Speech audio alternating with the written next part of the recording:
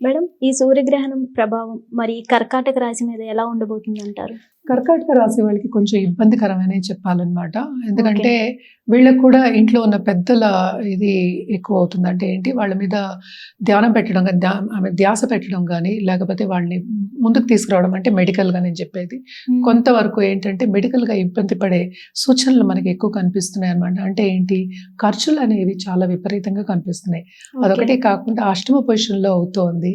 And హ్మ్. Also మనం చూసామంటే శని ఏమో అంటే ఈ అష్టమ పొజిషన్‌లో ఆయన అధిపతి మనకి 9థ్ ఇంట్లో ఉన్నారు.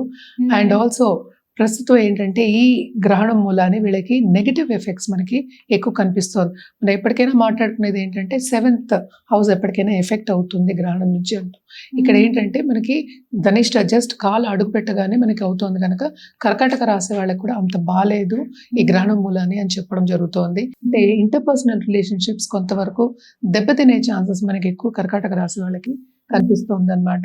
అలాగే దాంపత్య జీవితంలో కూడా అంత అనుకూల పరిస్థితి అనేది మనకి కనిపియట్లే. ఎందుకంటే ఓకే. మనం గ్రహ కూటమి గురించి కూడా మాట్లాడుకుంటున్నాం.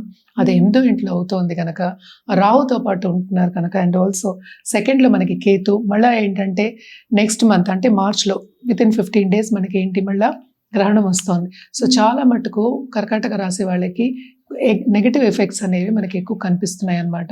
అంటే ఓకే. అన్నిట్లోనూ అడ్డంగాలొచ్చే ఛాన్సెస్ అటు ఫైనాన్షియల్ స్ట్రెయిన్ ప్లస్ ఇంట్లో కూడా అంత మంచి పరిస్థితి అనేది మనకి కనిపియట్లే.